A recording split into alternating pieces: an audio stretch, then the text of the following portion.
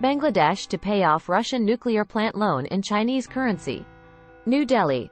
Bangladesh has approved a payment of $318 million to a Russian nuclear power developer using the Chinese yuan, according to a Bangladeshi official, offering the latest instance of countries bypassing the US dollar and using the Chinese currency to conduct international payments.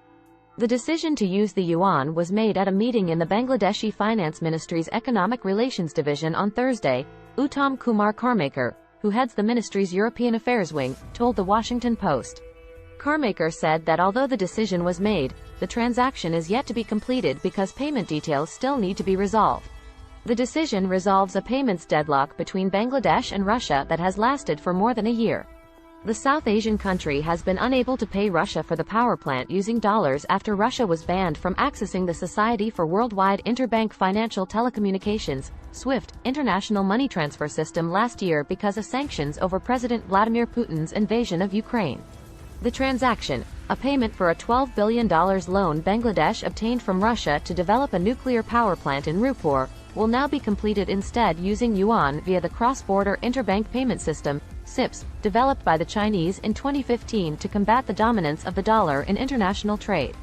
A representative for Rosatom State Atomic Energy Corp., the Russian contractor in charge of building the Raipur nuclear power plant, confirmed the plan to use yuan for the loan repayment on the condition of anonymity because of the sensitivity of the subject.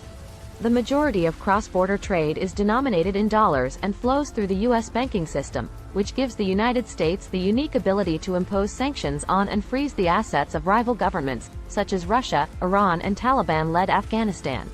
But critics of the sanctions accuse the U.S. government of weaponizing the greenback and undermining its global status. The Bangladesh deal comes after several other countries signaled recently that they would opt for yuan payments to circumvent the need to use dollars.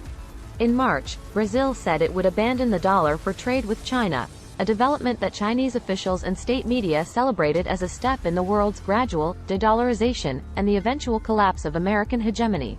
Chinese President Xi Jinping is also pushing Persian Gulf countries, including Saudi Arabia, to accept yuan for oil, a vital commodity that has been priced almost exclusively in dollars for decades. The lack of a payment mechanism has been among the foremost reasons for the declining trade relations, experts and officials say. Earlier attempts to address the problem of payments between the two countries, such as a currency swap or the Russian-backed system for transfer of financial messages, SBFs, had been thwarted by U.S. sanctions last year. The possibility of a Chinese solution to the payment problem began to take shape last year when China made a currency swap offer to Bangladesh, which in turn authorized a set of Bangladeshi banks to settle deals with China in yuan. Ahsan Mansur, executive director of the Policy Research Institute in Bangladesh, said the nuclear plant could not be delayed. The interests of third world countries like Bangladesh are not the same as that of China and the US, Mansur said. We have to maintain relations with both.